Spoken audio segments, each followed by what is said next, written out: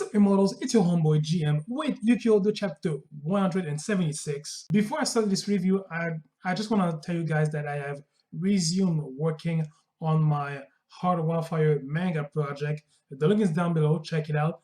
Right now, I am in the phase of deciding with which artists I am going to work with. I have set up a crowdfunding campaign on the link below to help me finance the commission of a 2-page test of my creation to these artists, and after they produce those 2 pages, I will be able to decide which artist is best fit for my story. So please, if you can help or share the link with your friends, all help is appreciated. Thank you so much. Now, about this chapter, oh my freaking god. We get a slight flashback of what happened in the incident 43 years ago. And I mean, shit went wrong to the fullest and more. Bahal, the pure-blooded vampire, was the one who committed the attack against Yu-Gi-Oh! 43 years ago. And how he did it? Well, he actually has some time-related powers. And worst of all things, he not only sealed Kiria's powers, but also he erased her save point.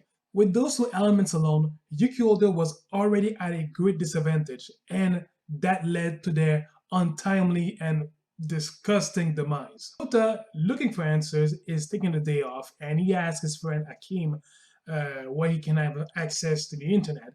And this one tells him, wait, do you want to die? At first, I thought that the internet became illegal within the 43 years that since the defeat of Yu-Gi-Oh! Turns out it is illegal, but for a specific reason, because it is deadly. Around the same time that they were attacked by Zero Dawn, the group led by Bahal, there was a pandemic that was started on Earth called the Net Bug. It is a magical element contaminant transmitted by the internet, and throughout the 43 years, 78% of the world's population was contaminated about it.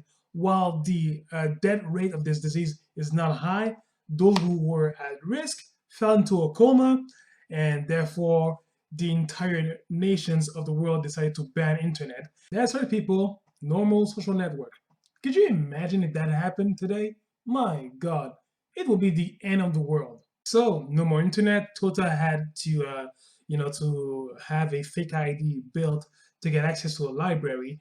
And as he learned about what happened during the 43 years after the ban of internet, the entire world went into complete chaos. Informational technology reverted to the 20th century. So that was messed up already. Wars, economic crisis, global depression, economic recessions, fractured international affair and relationships. The world was chaotic during those 43 years. But now, where they are right now, they are starting to regain some sort of a stable peace. If that wasn't worse, Tota was looking up to see if his friends were among the list of dead, but considering that technology reverted back 2 centuries ago, it was hard to find a list of an accurate list of victims. The Paxio cards of Mizore and Shinobu suddenly appears in his pocket, and he was told by Kamo that when the cards are seen inactive without that green layer, he said, that means that the person with whom you make that Paxio card is dead. And he looks at the cards, Mizore and Shinobu are indeed dead. Then you see Tota crying in despair and pain under the rain. And I have to say, I love this part. And here's why. Because from that point and before in this chapter, the story of the chapter set up a chain of painful and dark and desperate moments. There was no hope, no light. Like, Tota was lost. He had no one else. His memories were fractured, and the way that the chapter was set up is to put it into the most horrible hopelessness possible. And to that point, it really did a great job, and even afterwards, it did that as well. Tota is met by his friend Akim, who invites him to dinner, and this one shows him a picture of his wife and his two daughters. And Akim mentions that, just now, the world is starting to, to get back up on his feet. And that was something actually interesting. And Tota mentioned something very important as well. The world was supposed to end if Yuki Oda did not beat Yada Bahot, the mage at the beginning, and yet the world was still thriving, difficultly, but still thriving to get back up on his feet. So therefore, Zero Dawn, Bahal's group, and also Yada Bahot, the mage at the beginning, they failed doing something. Otherwise, they wouldn't need to hunt Tota for some reason. Tota remembers that his headquarters, well, the headquarters of Yuki Holder, is in Japan, so he decides that he must go there.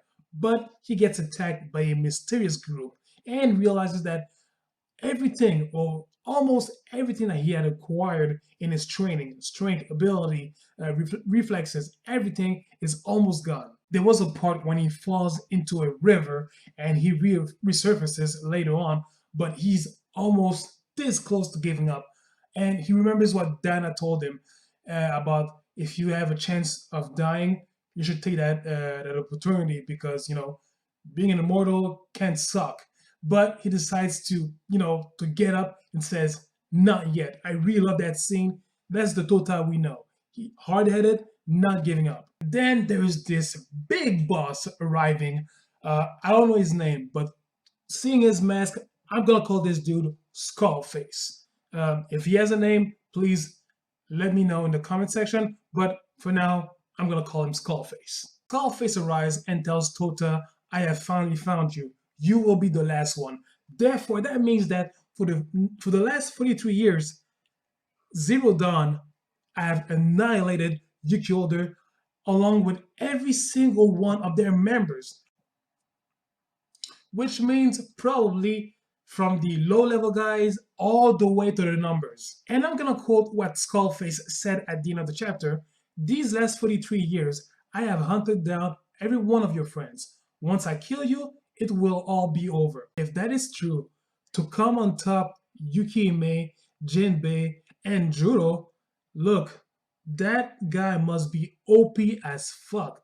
Especially Juro. The guy can literally cut through reality. The guy is a personified Infinity Gauntlet. Now here's the thing, like I said previously a few minutes ago, Tota represents a threat to Zero Dawn.